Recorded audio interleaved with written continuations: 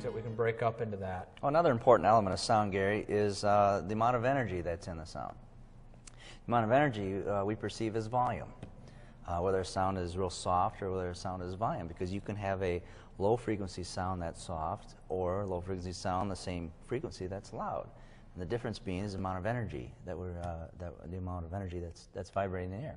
Now, people would commonly refer to that as level, the overall level. And in fact, a rock concert can actually get, pretty loud.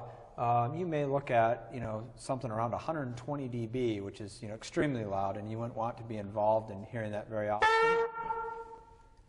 Now, that wasn't 120 dB, thank goodness. That was only about 90 dB, because otherwise OSHA would be all over your tail end for that, and that could be pretty ugly.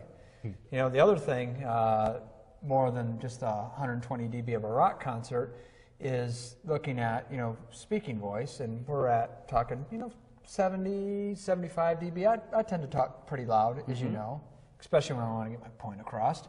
I can get kind of animated and loud. But what are some other, levels that people could associate with? Let's see. What are things we do on a daily basis? We drive down the road. Most cars are about 70 to 80 dB in the car, depending on how expensive or cheap your car is. My car is about 80 dB. But, at least. And that's not the stereo one either.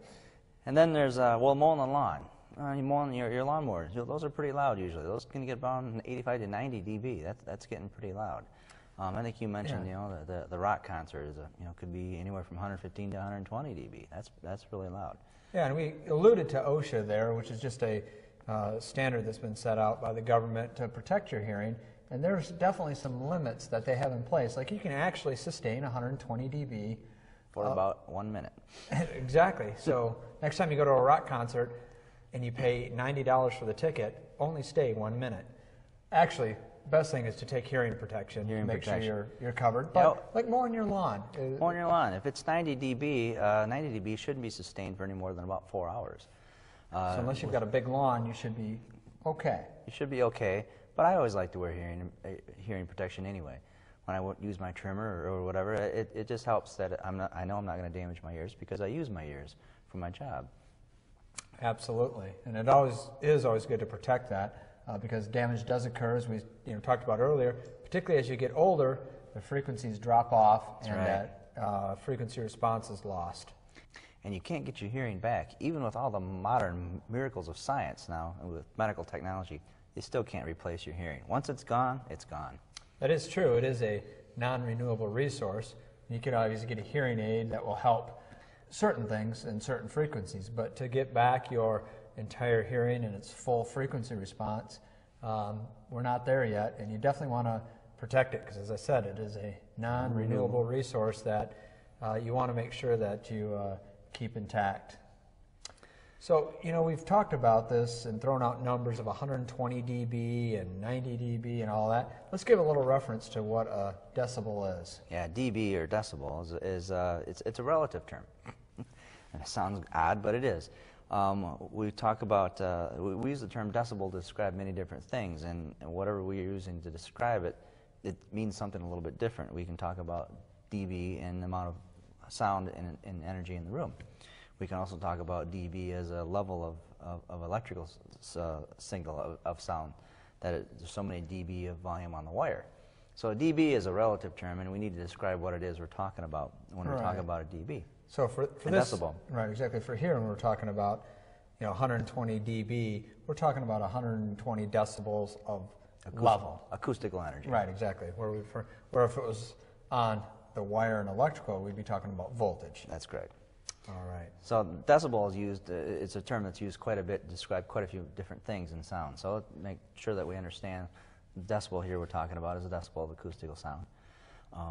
But yeah, it's used to describe a lot of different things, so be careful what you use to describe it with. Absolutely.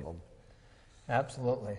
Well, and as you're looking at the decibel and the overall level that's there, how concerned should you be, and how concerned, I guess, as a general statement, should we be about the overall level that we experience at our home theater, at a movie concert, at a movie event, or at a concert?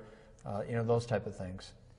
Well, you should be concerned that if it's real loud, you run the risk of damaging your hearing. So if you have something loud, it's better to put hearing protection on than to let it go and have ringing in your ears. If you've been to a concert when you were young and you went home and for days after that you had ringing in your ears, that means you did damage to your hearing with that concert. Now I'm going to insert the joke of, what was that? Thanks. Got a good laugh out of it, absolutely. That's so it's important to protect your hearing. And any time you're in something that's loud, if you're in question, it's better to get some hearing protection. Most times now, a concert venues and things, they have hearing protection available at the concert, especially with the litigated society that we have today. It's important. So. You bet. Well, and two, the newer hearing protection now is more of a flat frequency response. So if we go back to where we talked about frequency, it's attenuating all of the frequencies relatively equally. So it doesn't sound as bad as in our concert days. I remember, when you put something in your ear to block it, which was usually, Kleenex or something like that, it really muffled it. You couldn't really hear what was going on. And the hearing protection has gotten better so that it does do a better job of affecting, most of the frequencies. So you can still catch the intelligibility and the other things that are happening at the event.